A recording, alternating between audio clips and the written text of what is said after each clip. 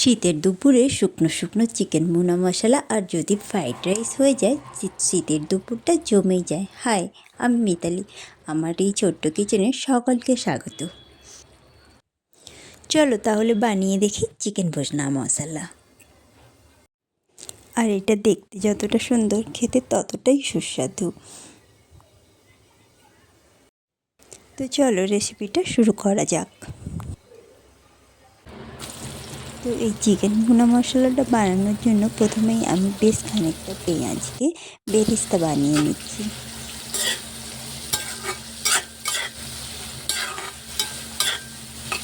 পেঁয়াজটাকে মিডিয়াম আঁচে আস্তে আস্তে করে ভেজে নেব, যত সময় না পর্যন্ত লাল এবং একটু মুচমুচে হয়ে যায়।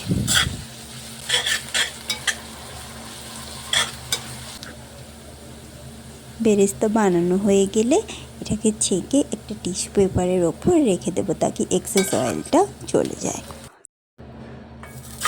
তারপর তেলটা একটু কমিয়ে নিয়ে ওই তেলের মধ্যে দিয়ে দেবো আধা কিলো চিকেন এবং সেটাকে আমরা হালকা আঁচে ভাজতে থাকবো।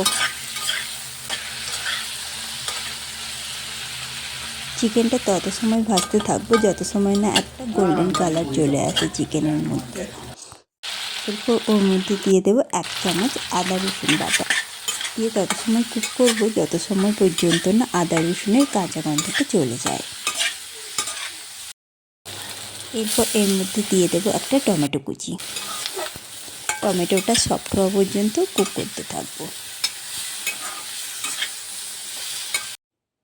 এরপর এর মধ্যে দিয়ে দেবো 1 চামচ বেরেস্তা বাটা।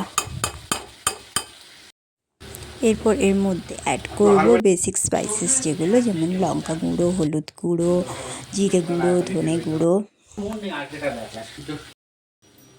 আর স্বাদ অনুযায়ী লবণ। 2 মিনিট মতো মশলাটাকে ভালো করে কুক করব।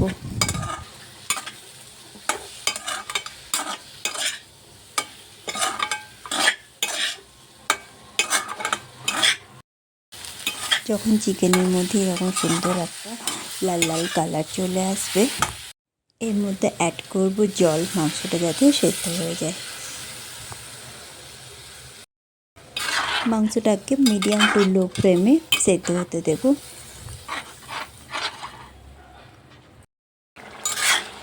যখন চিকেনটা ভালো মতো সেদ্ধ হয়ে যাবে এবং এর গ্রেভিটা একটা কনসিস্টেন্সি পর্যায়ে চলে আসবে,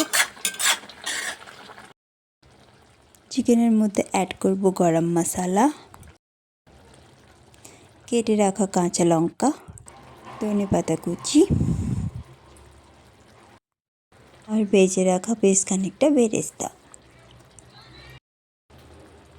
আর 2 মিনিট ধরে কুক করার পর রেডি হয়ে যাবে আমাদের চিকেন ভুনা মশলা।